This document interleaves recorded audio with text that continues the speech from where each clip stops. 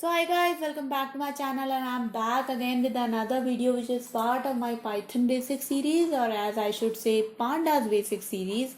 And the topic of this video guys is plotting charts in Pandas data frame.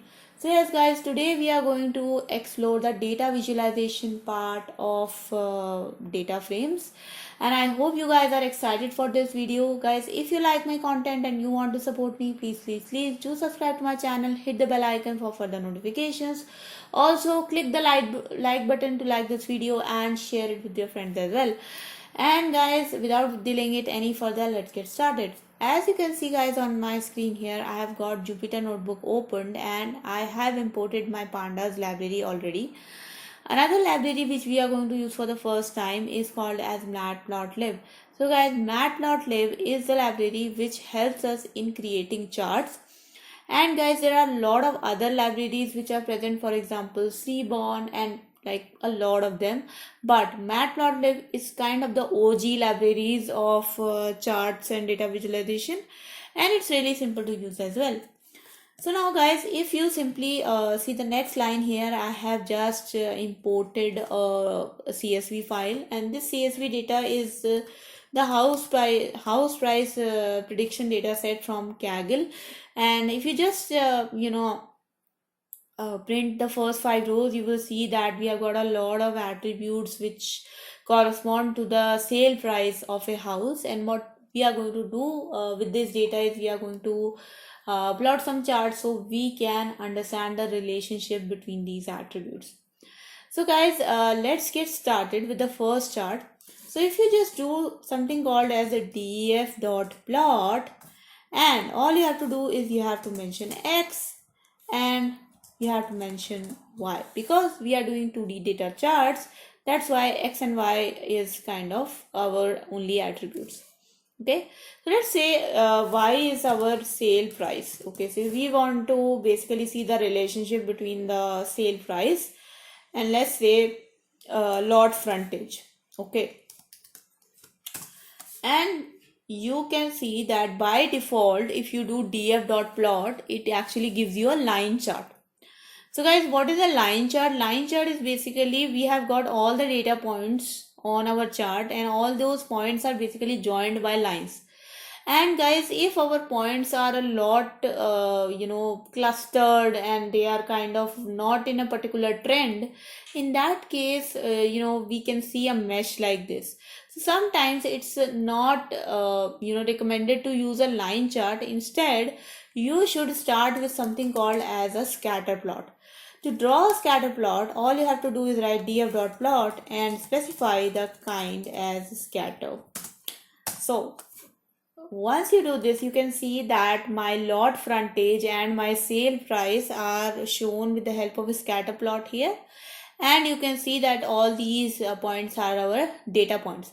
So guys, just like that, you can do a relationship with any two variables. For example, let's compare lot area with sale price. So guys, here you can see that my area of my plot is on the x-axis and my sale price is here. So guys, using these charts, we can draw out lot of conclusions and it can also give rise to some assumption. So the first conclusion which I can draw from this chart could be that yes, as the area increases, the sale price does increase. As you can see that all these data points are having a sort of a linear fashion. But another thing which is very interesting to know in this chart is that even with plots which are smaller in area are having a very high sale price as well. So guys, these two conclusions we have made from this chart. Now we can jump to some assumptions like why it is happening.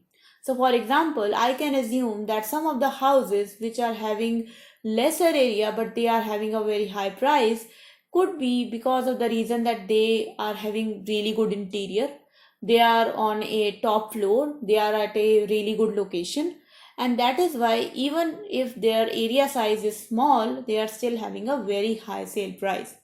So guys, just like this, you can draw out a lot of conclusions, you can make assumptions, and this can lead to making a really strategic business decisions. So for example, if somebody is trying to sell property or is in property dealing, then they might purchase a big mansion.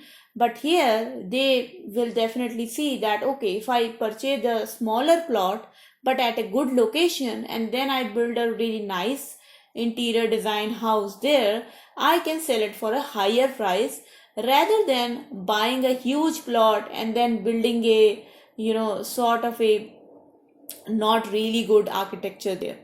So this can lead to them making good investment decisions. So guys, as you can see that we have used scatter plot, we have used line plot as well. Similarly, you can create plots with bar chart, histogram. So all you have to do is you just have to, instead of scatter, just write here bar, and then you will see that this scatter plot will get converted into the bar plot. But guys, the thing is, when we should use which plots? I think my favorite is definitely the scatter plot, which shows you the trends. But in case of bar plot, which you will just see that it will appear in a minute. First of all, I would say that bar plots are kind of really difficult to understand if your if your data points are like too much. So for example, I see that I have got a lot of data here, and that is why my bar chart is kind of really messy. It is not showing any trend to me. But my scatter plot was much more clearer. However, I would say that bar charts or histograms work a lot better in some situations when we are dealing with categorical data. So let's see what categorical data we are having. Let's say I have all this data and I have something called a sale condition, right? So when you are selling a house, we must know that our house is of a certain condition. Is it normal condition? It is abnormal condition, etc., etc. So let's take this categorical value. So first of all, do you think we will be able to plot this categorical data with a normal scatter plot? The answer is no, because your normal scatter plots is using numerical data, but your categorical data will simply give you an error. So what we have to do is we have to convert this numerical data in this categorical data, or I would say string data, into numerical data. The one way to do this, and I think it's really a great way to understand the class imbalance as well, is to find something called as value counts. So all you have to do is do df sale condition dot value underscore counts. So guys, if you simply print this, you will see all the values, all the different values, distinct values in that particular object column or string column with the frequency with which they have appeared in the data set. So normal sale condition are having like 1198 rows of houses. It means that most of the houses which are sold are in the normal condition, and like only 100 of them are in like abnormal condition. But you know what, in this case you are definitely able to understand and read it pretty clearly, because the number of categorical values is really small. So there are like 6 values here. But in case when we are having a lot of different type of values, it's better to plot them with a chart. So let's take this value count and let's do plot kind equals to bar h. So it will kind of plot a horizontal bar plot. So as you can see, it clearly shows with the help of a very nice chart that the normal condition of houses are the ones which are sold a lot. Partial ones are kind of really low in the region. So if you really want to sell a house, it should be in a normal condition. Most of the people don't buy houses which are in abnormal condition or partially furnished, or are a little bit into a maintenance because some family was living in there.